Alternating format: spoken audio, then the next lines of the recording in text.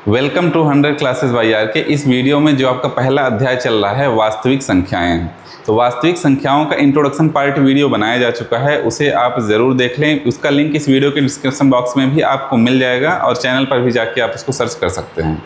तो उसे देखना ज़्यादा ज़रूरी है क्योंकि उसको देखने के बाद ही जब आप प्रश्नावली के प्रश्नों को हल करेंगे तो प्रश्न आपको हल करना आसान लगेगा। हालांकि मैं एक एक करके सारे प्रश्नों को यहाँ पे सॉल्व कराऊंगा, हल कराऊंगा और अच्छे से समझाऊंगा। तो चलिए प्रश्नावली में आते हैं और देखते हैं कि प्रश्न क्या क्या दिए हुए हैं, कैसे उन्हें हल करना है। तो एक एक करके प्रश्नों को हल करते हैं। सबसे पहले प्रश्नावली 1.1 में आ जाते हैं। पहला प्रश्न क्या दिया हुआ है? पहला प्रश्न दिया हुआ है निम्नलिखित संख्याओं को अभाज्य गुणनखंडों के गुणनफल के रूप में लिखिए। नीचे जो संख्याएं दी हुई हैं उन्हें हमें अभाज्य गुणनखंडों के गुणनफल के रूप में व्यक्त करना है। अब देखिए, चाहे अभाज्य शब्द हो गया, गुणनखंड शब्द हो गया, गुणनफल शब्द हो गया, अभाज्य संख्याएं हो गई, भाज्य संख्याएं हो गई, ये सारा कुछ इंट्रोडक्शन पार्ट वीडियो में आपको बताया जा चुका है। इसीलिए मैं बार बार बोल रहा हूँ कि आप उसको ज़रूर देख लें क्योंकि बेसिक सारी चीज़ें वहाँ पे आपको बताई गई हैं। तो जब आपको पता रहेगा कि अभाज्य गुणनखंड क्या होते हैं, अभाज्य संख्याएं क्या होती हैं, भाज्य संख्याएं क्या होती हैं, विभाजित क्या होता है, गुणनफल क्या होता है, ये सब जब आप समझेंगे तो प्रश्नों को हल कर पाएंगे। चलिए पहला प्रश्न मैं ले लेता हूँ। पहला है, एक संख्या दी हुई है 140। अब 140 को अभाज्य गुणनखंड के गुणनफल के रूप में लिखना है तो इसके लिए हमें 140 का क्या करना पड़ेगा, इस तरीके से गुणनखंड करना पड़ेगा, जो पिछले 2-3 सालों से आप लगातार करते आ रहे हैं। तो आसान ही है। तो चलिए देखिए कैसे गुणनखंड करेंगे। तो आपको पता है कि अभाज्य संख्याओं को लेकर भाग देते हैं। 2 से स्टार्ट करेंगे, 2 सत्ते 14, फिर से 2 से विभाजित करेंगे क्योंकि लास्ट में 0 है तो 2 से विभाजित हो जाएगा। 2 तिहाई 6, 2 पंचे 10,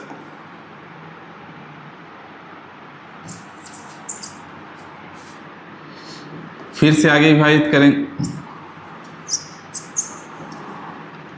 140 को गुणनखंड करेंगे। पहले भी 2-3 साल से आपने इस तरह के गुणनखंड करते आ रहे हैं तो इजी ही है। चलिए देखिए कैसे सॉल्व करेंगे। 2 सत्ते 14, 0 70 आ गया। फिर से 2 से विभाजित करेंगे क्योंकि लास्ट में क्या है, 0 है तो 2 से विभाजित हो जाएगा। 2 तिहाई 6, 2 पंचे 10। अब ये किससे विभाजित होगा? ये विभाजित होगा 5 से।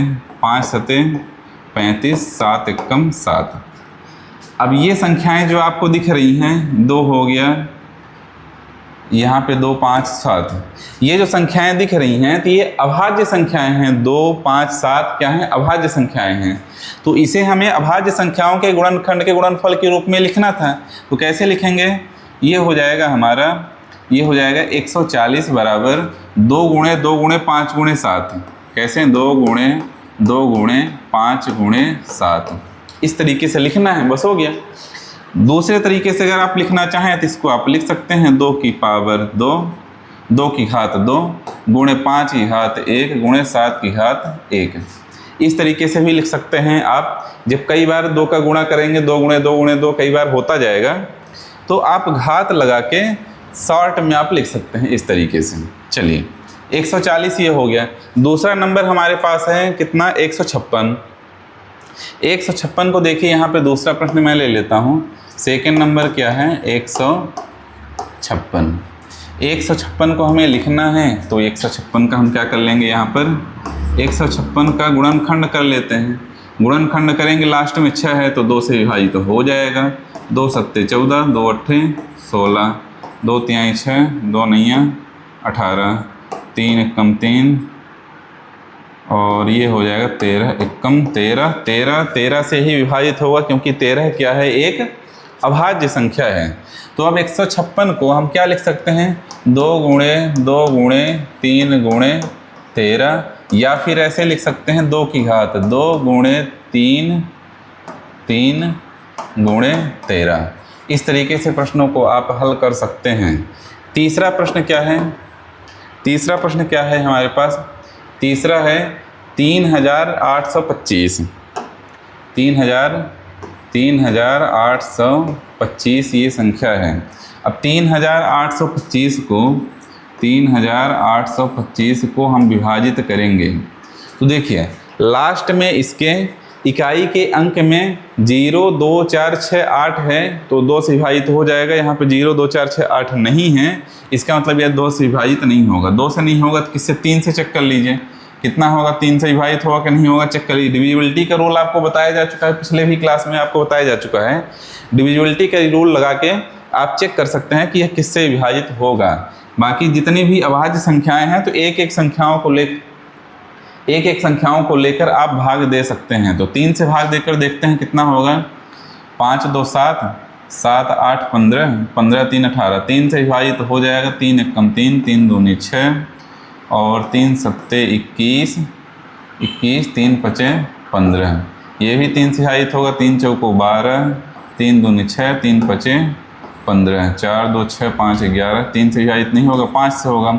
5, 8, 40, 5 पचम 25, फिर से 5 एकम 5, 5 सत्ते 35 और यह आ जाएगा 17 एकम 17। तो कौन कौन से नंबर मिले? 3, 3, 5, 5 और 17। तो क्या लिखेंगे इसको? 3 गुणे 3 गुणे 5 गुणे 5 गुणे 17, या दूसरे तरीके से कैसे लिख सकते हैं? 3 की घात 2 गुणे 5 की घात 2 गुणे 17, और यही हमारा हो गया आंसर आ गया, उत्तर आ गया। चलिए आगे चलते हैं। और कौन सा प्रश्न दिया हुआ है? 5005, 5005। तो इसको यहाँ पे सॉल्व कर लेते हैं। 5005 यह संख्या दी हुई है। 5005 को 5005 का गुणनखंड करेंगे तो 5 से विभाजित करेंगे। 5 एकम 5, 0, 5 एकम 5। अब 1001 आ गया है, यह किससे विभाजित होगा? इसको 7 से भाग देकर देखिए, 7 से भाग देकर देखते हैं विभाजित होगा कि नहीं होगा। 7 एकम 7, 3 आ गया, 0, 7 चौक 28, 28, यह कितना आ गया? 2, 1, 7 त्रिक 21।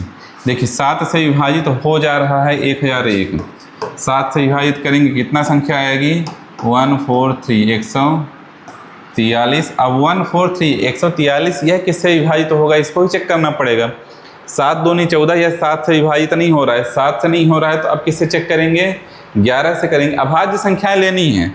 एक बात का ध्यान रखिएगा, जितनी जो संख्याएं आप इधर ले रहे हैं अभाज्य संख्याओं को लेना है। अभाज्य संख्या मतलब 2 को लेना है, 3 को लेना है, 5 को लेना है, 7 को लेना है, फिर 11 को लेना है, 13 को लेना है, 13 से भी नहीं होगा, 17 को लेना है, 17 से भी नहीं होगा, 19 को लेना है। इस तरीके से एक एक करके अपने संख्याओं का भाग देंगे। तो 7 से यह हो गया 1001, तो ठीक है। अब 143 आ गया है। 143 7 से विभाजित नहीं हो रहा है तो 11 से चेक करेंगे। 11 एकम 11, 3 आ गया, 11 3 33, क्या आ गया? 0 आ चुका है। इसका मतलब यह विभाजित हो रहा है 11 13 143। अब 13 अभाज्य संख्या है, 13 एकम 13। तो 5005 को हम कैसे लिख सकते हैं? 5 गुणे 7 गुणे 11 गुणे 13, इस तरीके से हम इसको लिख सकते हैं। चलिए पाँचवीं संख्या क्या है हमारे पास? पाँचवीं संख्या क्या है? पाँचवीं संख्या क्या है उसको देख लीजिए। पाँचवीं संख्या हमें मिली हुई है कौन सी? 7429। 7429, इसे हमें अभाज्य संख्या के गुणनखंड के गुणनफल के रूप में लिखना है। चलिए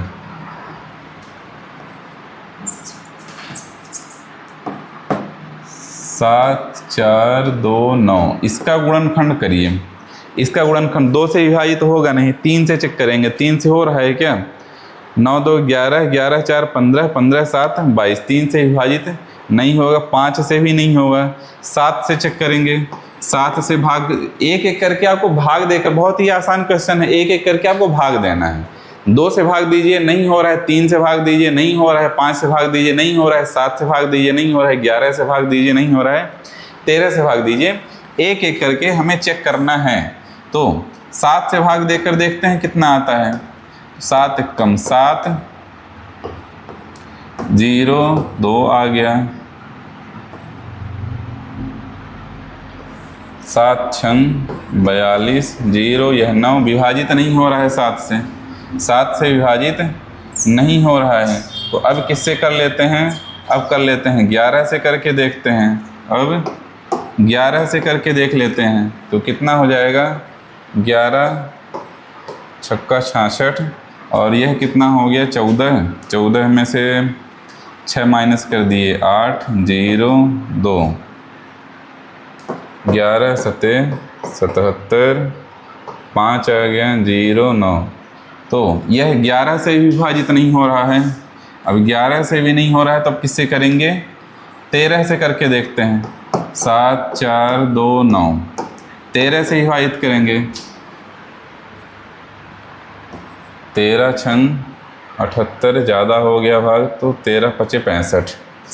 यहाँ पे क्या लिखेंगे, 13 5 65, 9 आ गया 0 2, 13 7 91 1 9।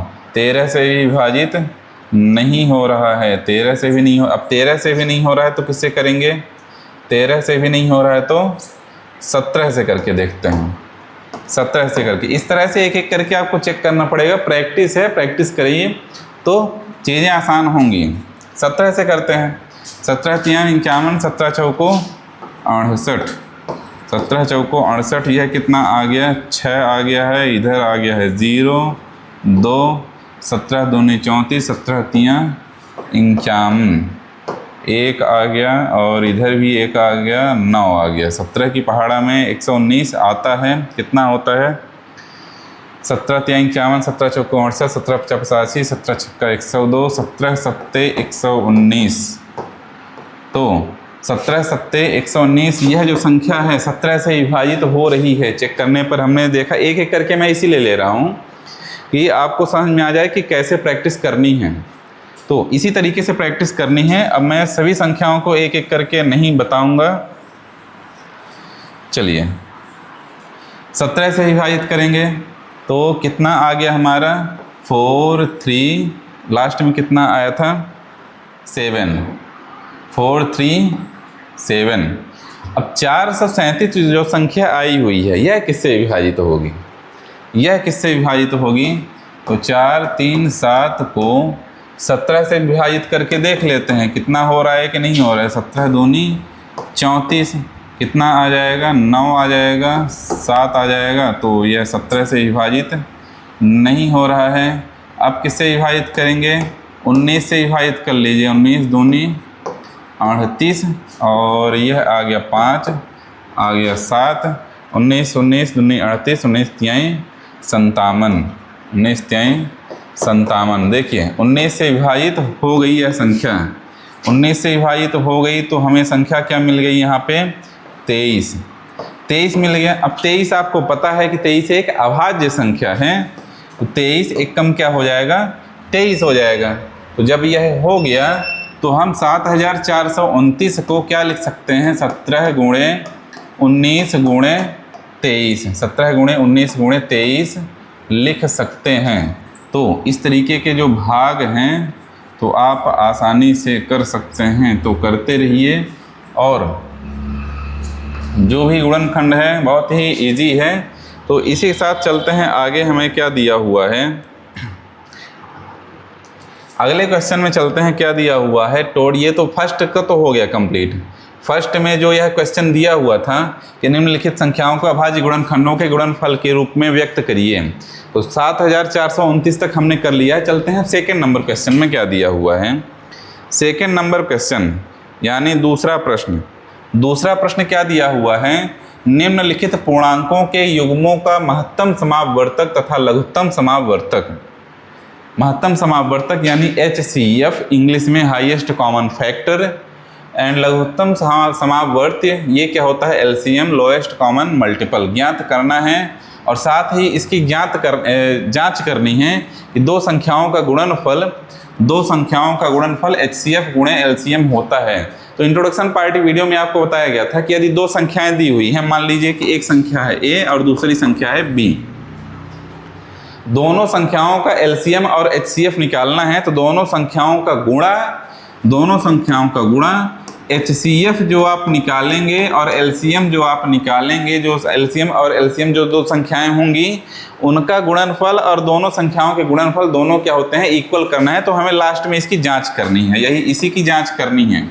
ठीक है, तो देखिए पहला प्रश्न क्या है हमारा, पहला प्रश्न है 26 और 91।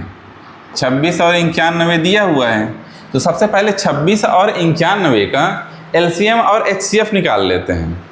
एलसीएम और एचसीएफ निकाल लेते हैं तो उसके लिए 26 का हमें करना पड़ेगा गुणनखंड, 91 का भी करना पड़ेगा गुणनखंड। करके देखते हैं कितना आएगा, 2 एकम 3 13 एकम, ये तो इससे इसको 7 एकम 7 7 त्रिक 21 13 एकम 13 यह आ गया। तो देखिए एलसीएम इसका एचसीएफ कितना आएगा, एचसीएफ तो पहले तो इसका गुणनखंड लिख लेते हैं। 26 बराबर 2 गुणे 13 और 91 बराबर 7 गुणे 13। अब एलसीएम एचसीएफ निकालने के लिए आपको क्या बताया गया था, एलसीएम एचसीएफ निकालने के लिए इंट्रोडक्शन पार्ट वीडियो में ये सारी चीज़ें, छोटी छोटी चीज़ें बहुत ही आसान भाषा में उदाहरणों को लेकर समझाया गया है, इसलिए मैं बोल रहा हूँ उसको आप देख लीजिए। तो देखिए 2 गुणे 13 है, 13 दोनों में है, ऊपर वाले में 7 नहीं है तो यहाँ पे मैं लिख लेता हूँ 7 की घात 0, समझाने के लिए बता रहा हूँ। नीचे 7 है तो यहाँ पे 7 की घात 0, 7 की घात 0 का मान 1 होता है तो 1 का गुणा करेंगे तो अंतर कोई नहीं होगा। इसी तरीके से यहाँ पर देखिए 2 ऊपर है लेकिन 2 नीचे नहीं है तो 2 की घात मैं क्या लिख लेता हूँ 0। ठीक है, अब समझिए इतना हो गया ना। अब समझिएगा एचसीएफ हमें निकालना है तो उन संख्याओं को लेना है, उन उभयनिष्ठ संख्याओं को, कॉमन संख्याओं को लेना है जिनकी पावर सबसे कम है। जैसे देखिए 2 दोनों में है तो घात किसकी कम है, 2 की घात 1, इसमें कुछ नहीं है तो 1 होगा, इसमें 2 की घात 0 है, 2 की घात 0 है तो कम कौन सा है, 1 कम है कि 0 कम है, 2 की घात 0 कम है तो यहाँ पे मैं क्या लूँगा 2 की घात 0 गुणे। अब समझिएगा 13 की घात इसमें भी 1 है, 13 की घात इसमें भी 1 है तो आ जाएगा 13 की घात 1। 7 की घात इसमें 0 है, 7 की घात इसमें 1 है तो एचसीएफ निकाल रहे हैं तो जिसकी घात कम होगी उस संख्या को लेना है, जिसकी घात कम होगी उस संख्या को लेना है। तो देखिए 7 की घात 0, 7 की घात 1, तो यहाँ पे क्या लिख लेंगे 7 की घात 0। आ गया समझ में, सॉल्व कर लीजिए इसको, सॉल्व करेंगे तो कितना आ जाएगा 2 की घात 0, 1 आ जाएगा मान, 7 की घात 0 इसका ही मान 1 आ जाएगा, 13 1 कम 13 ये हो गया। ठीक है, एलसीएम निकालते हैं, एलसीएम निकाल लेते हैं। अब एलसीएम के लिए इसका उल्टा करना है, जिसकी घात ज़्यादा होगी उस गुणनखंड को ले लीजिए, जिसकी घात ज़्यादा होगी। तो 7 की घात 1 इसमें है, इसमें 7 की घात 0 है तो 7 की घात 1 ज़्यादा है ना, इस 7 की घात 1 को लिख लेते हैं। उसके पहले 2 है, 2 को लिख लीजिए। 2 की घात 1 है, 2 की घात 0 है, 2 की घात 1 ज़्यादा है तो 2 की घात 1 लिख लिया मैं। 2 के बाद क्या है 13 है, 13 दोनों में है तो यहाँ पे क्या आ जाएगा 13 हो जाएगा गुणे 7 की घात 0 इसमें है, 7 की घात 1 इसमें है तो 7 की घात 1 को इसमें ले लेना है, 7 की घात 1 को ले लेना है। तो जिसकी घात ज़्यादा होगी उस संख्या को ले लेना है कॉमन संख्याओं में से। अब इसका क्या कर लेना है, गुणनखंड कर लेना है। ये जो संख्याएं दी हुई हैं 2 13 और 7, इनका क्या कर लेना है, गुणा कर लेना है। गुणा करके देखते हैं कितना आता है, 13 दूनी 26, 26 का गुणा करके देखते हैं 7 के साथ तो कितना आ जाएगा 6 7 42, 42 आ गया, 7 दूनी 14 2 18,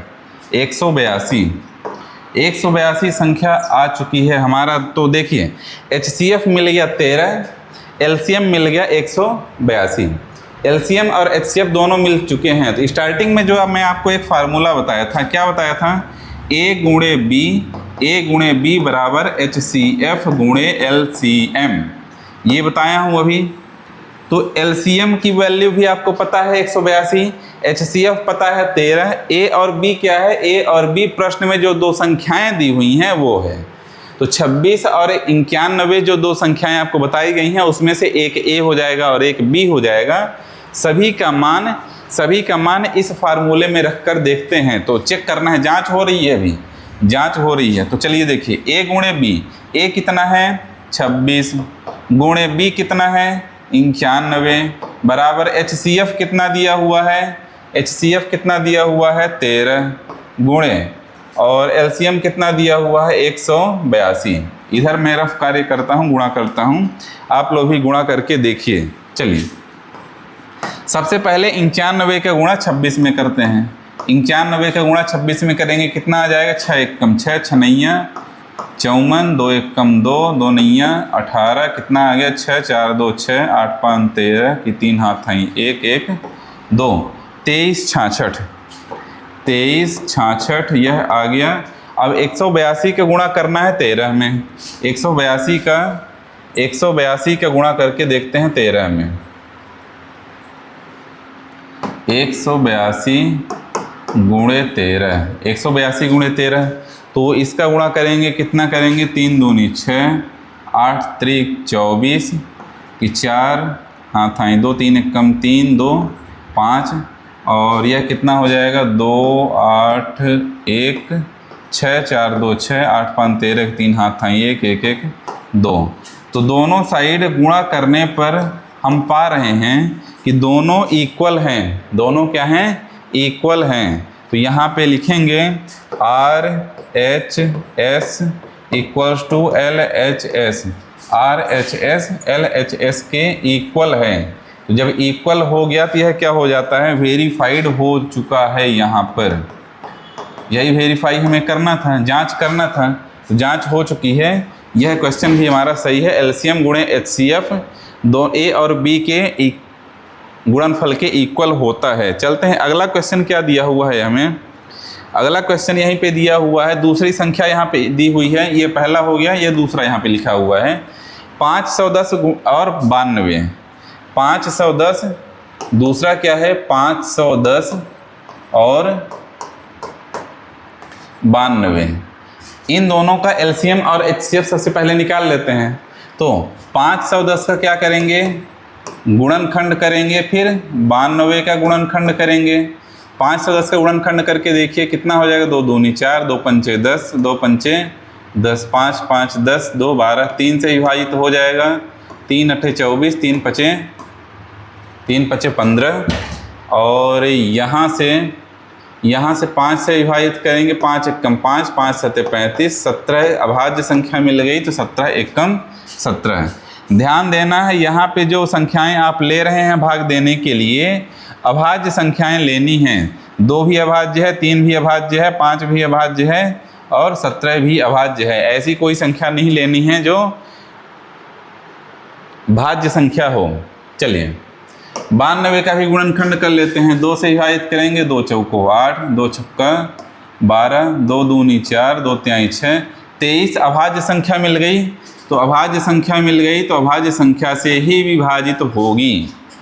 510 को हम क्या लिख सकते हैं, 92 को क्या लिख सकते हैं, शॉर्ट में लिख लीजिए। देखिए 2 गुणे 2 2 की घात 2 लिख सकते हैं, 2 की घात 2 गुणे 23 की घात 1 हो गया। 510 में देखिए 2 गुणे 3 गुणे 5 गुणे 17, 2 गुणे 3 गुणे 5 गुणे 17। इसका क्या निकाल लेते हैं, HCF और LCM। HCF और LCM निकालने के लिए आपको बताया गया है, अभी बताया गया है, कॉमन संख्या लेनी है, जिसकी घात कम होगी उसको HCF में लिखना है और जिसकी घात ज़्यादा होगी उसे LCM में लिखना है। तो देखिए यहाँ दोनों के पास 2 है, ठीक है, 3 दोनों के पास नहीं है। यहाँ पे 3 है तो यहाँ पे मैं क्या लिख देता हूँ, 3 की घात 0। 5 भी नहीं है तो 5 की घात 0। 17 भी नहीं है तो 17 की घात 0 गुणे, इसमें देखिए 23 की घात 1 है, इसमें क्या लिख दिया 23 की घात 0। जिसमें 23 नहीं है तो 0 लगा के भी मैं समझाने के लिए यहाँ पे लिख रहा हूँ। अब देखिए HCF हमें चाहिए कॉमन संख्याओं में जिसकी घात कम है। 2 की घात 1 इसमें 1 है और इसमें 2 की घात 2 है। 2 की घात 1 को मैं लूँगा क्योंकि HCF है में लिखना है, तो जिसकी घात कम होगी उस संख्या को लिखना है। गुणे 3 इसके पास भी है, इसके पास भी है, घात किसकी कम है, 3 की घात 0 की घात कम है तो 3 की घात जीरो लिख लिया। गुणे 5 इसमें भी है, 5 इसमें भी है, घात किसमें कम है, 5 की घात 0 इसमें कम है तो 5 की घात 0 इसको ले लिया।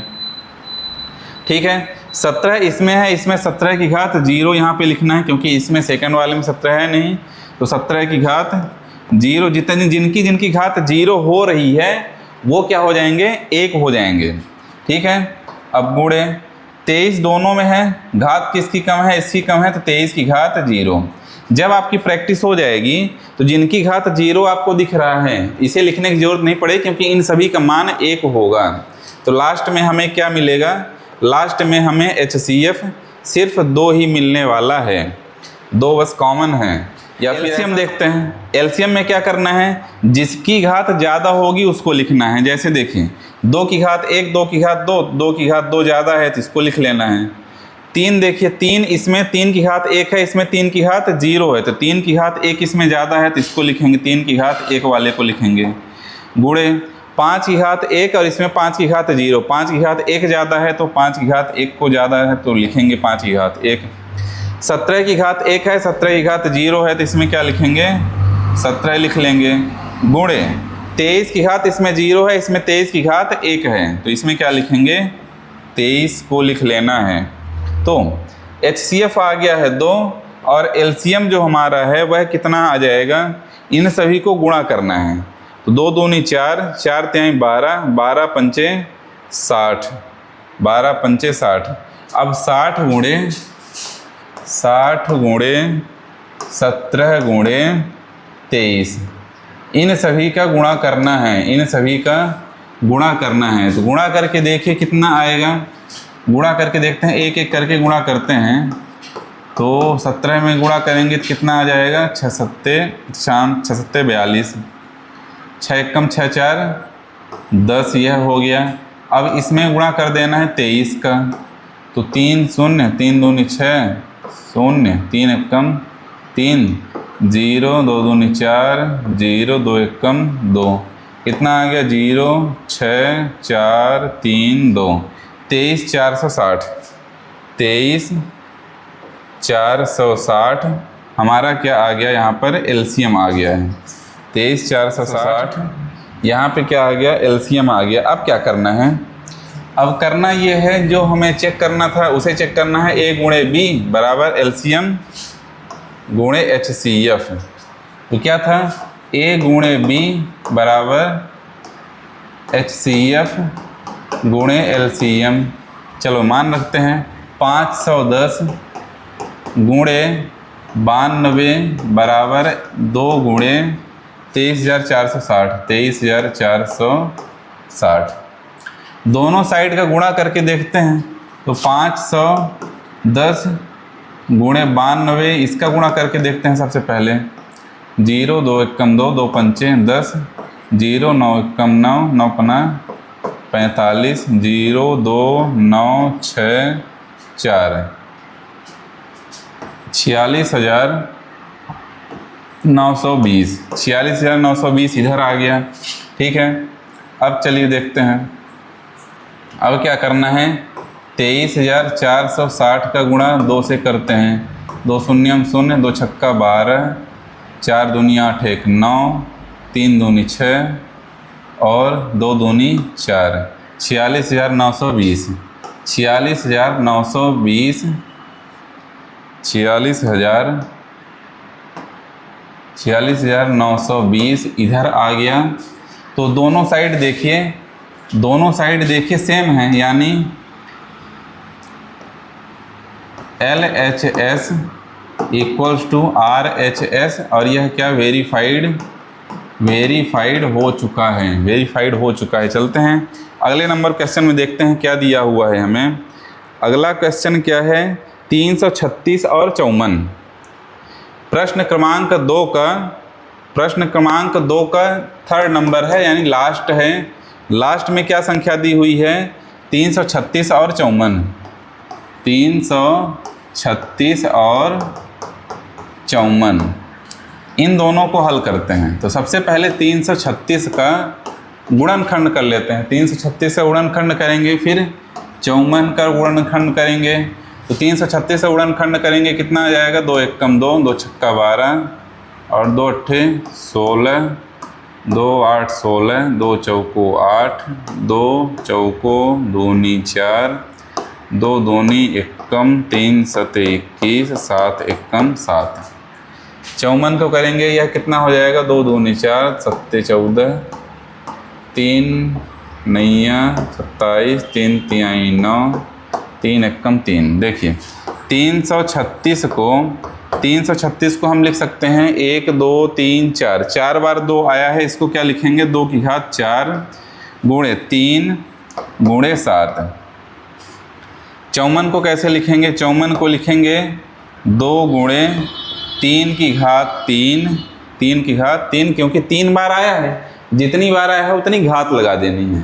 जैसे इसमें 1 2 3 4, 4 बार 2 आया था तो 2 की घात 4 हमने लिख दिया। इसमें 3 बार आया है 3, तो 3 की घात 3 लिख दिया।